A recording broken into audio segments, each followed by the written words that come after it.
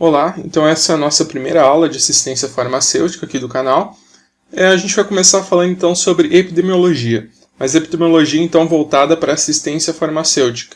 Essas aulas vão ser divididas em partes, essa é a parte 1, e essa é então a aula 1 para iniciar este conteúdo. Então a gente vai começar com a introdução, a história, falar um pouco da história da epidemiologia. Então, desde a antiguidade, grupos humanos, eles desenvolveram métodos e adotaram normas alimentares, sexuais e de higiene com o propósito, então, de defender a saúde da coletividade, a saúde de um grupo específico, de uma população específica. Então, a gente tem como exemplos os hebreus, que eles proibiam, então, o consumo de carne de animais mortos por sufocamento e proibiam também o consumo de carne de porco e de crustáceos. Era uma forma, então, deles manterem a distância de carnes facilmente deterioráveis. E tem também o exemplo da China, que era considerado impuro, o leite, por ele ser uma secreção. Então, essas são exemplos de normas alimentares que tinham como propósito, então, de defender a saúde da coletividade. O tempo se passou, e durante as idades média e moderna, perderam-se muitos dos conceitos de higiene, que a gente acabou de mostrar, das civilizações da antiguidade. Então, ocorreu uma crescente urbanização, ocorreram migrações internas e uma expansão populacional. A tudo isso, ocorreu, então, a eclosão de grandes epidemias, junto, então, com essa expansão.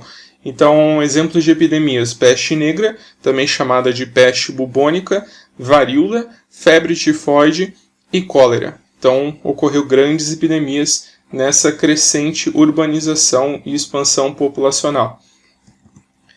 E a gente pode dar ênfase na cólera, que se tornou um grande problema, um grave problema na segunda década do século XIX.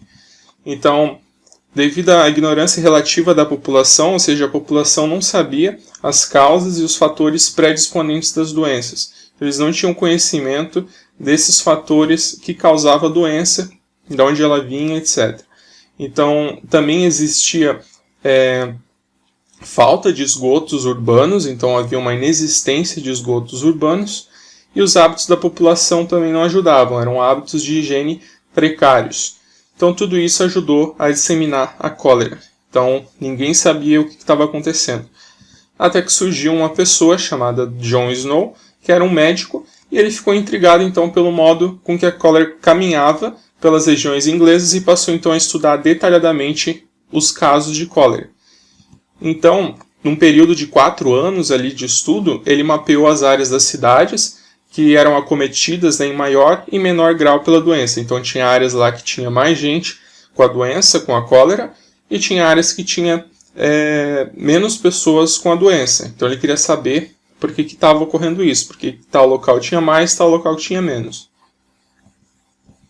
Então, ele mapeou também as fontes de água potável que abasteciam essas áreas. Então, cada área tinha lá um método para conseguir a água, Então ele descobriu que partes da cidade abastecida pela água do rio Tamisa, que é um rio que está sujo porque tinha contato com esgoto, eram mais sujeitas ao surto de cólera. Então tinha áreas lá que tinham abastecimento desse rio Tamisa, que era sujo, e lá tinha mais surto de cólera. E as regiões, as áreas que não tinham contato com essa água poluída, no caso essa água suja, não tinham tantos surtos de cólera. Então ele começou a pensar a respeito.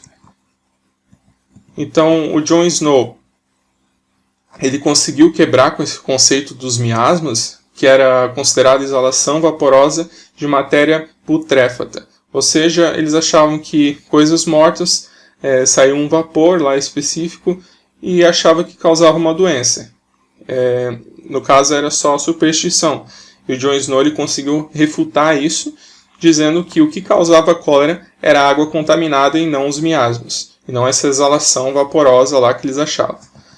Então, o John Snow ele conseguiu descobrir que a água contaminada estava causando a cólera, mas ele não descobriu o agente etiológico, que é o vibrião do cólera, que a gente sabe hoje, mas mesmo sem descobrir esse agente etiológico, ele conseguiu então desenvolver conseguiu, né, descobrir, né, o que estava causando cólera e conseguiu então fazer medidas para tentar combater essa doença. Então, John Snow, por isso, ele é considerado hoje o pai da epidemiologia moderna e ele construiu as bases então da epidemiologia que a gente vai estudar mais para frente nas outras aulas. Então é isso, espero que tenham gostado. Essas são as referências, né, da aula de hoje. Se gostaram, dê um curtir ali embaixo, se inscreva no canal e até a próxima aula.